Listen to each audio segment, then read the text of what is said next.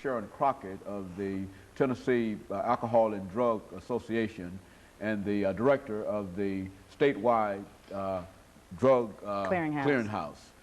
Ms. Crockett, let's give you, over the last few minutes that we have during this last segment of the show, an opportunity to talk about what we might be able to do as the media in terms of helping you and what the media has already done in terms of helping you to get out your message. Okay.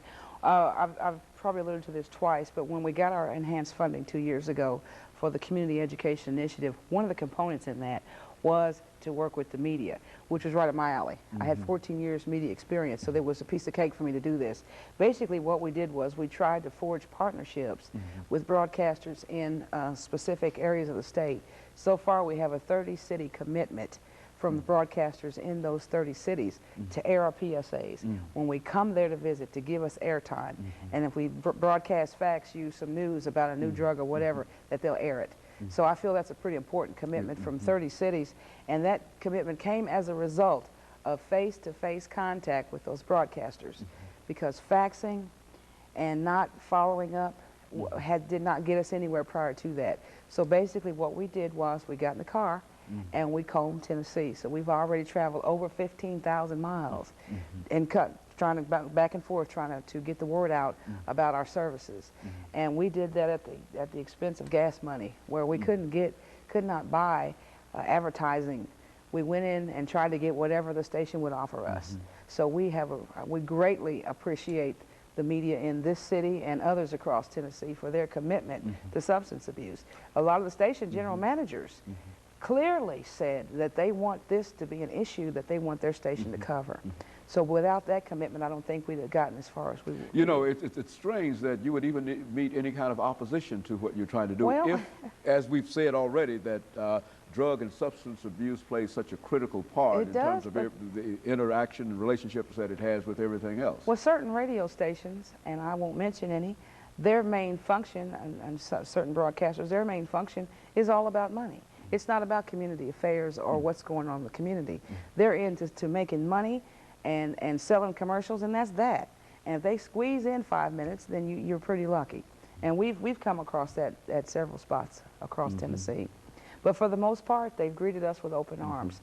And they also depend on us to keep them posted if anything new should come down the pike.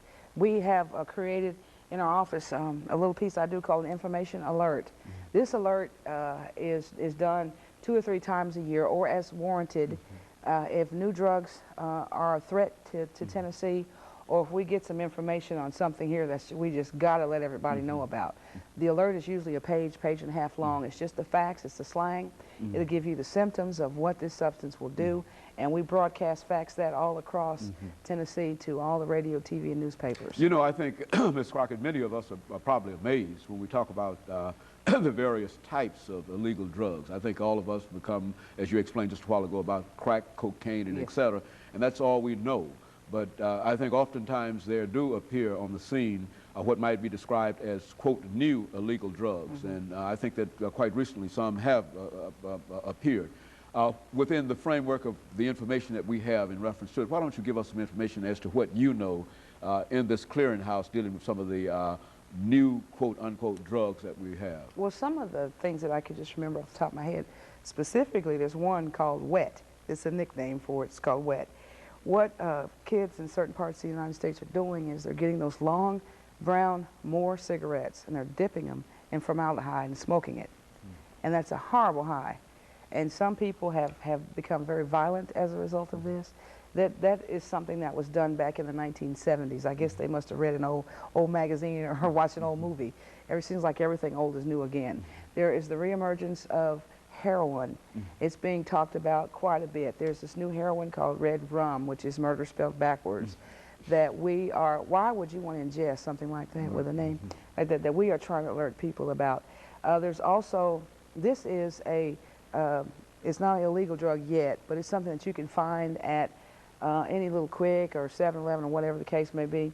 It's called ephedrine, which is a stimulant. It's an upper, or Malwong is the real name, or herbal ecstasy. A lot of kids take these, college students specifically, and several across the United States, I think 12 or 16, either one, have died as a result of taking this. And this is something that you can just buy at any of these little markets all over Tennessee. So what we try to do is just alert people to that and what this will do to you if you take it. Very good. And we've got about a minute, and during this last minute, Ms. Crockett, let's have you to not only make some final comments, but to let our audience know what they might be able to do in order to help you and the Drug Association in the performance of your task. Well, one of the things I would like to mention is that our office is located in Metro Center at 545 Mainstream Drive. We are open to the public.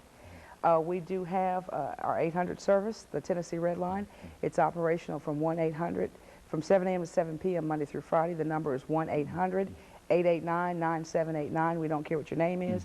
And also, for the taxpayers out there, if you really appreciate programs, get on the phone and call the governor's office or the Department of Health and let them know how you feel about substance abuse in your community. Very good.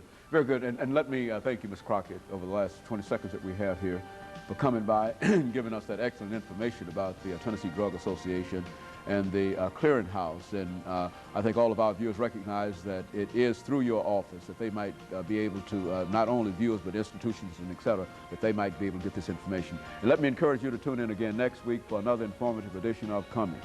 Thank you and good morning.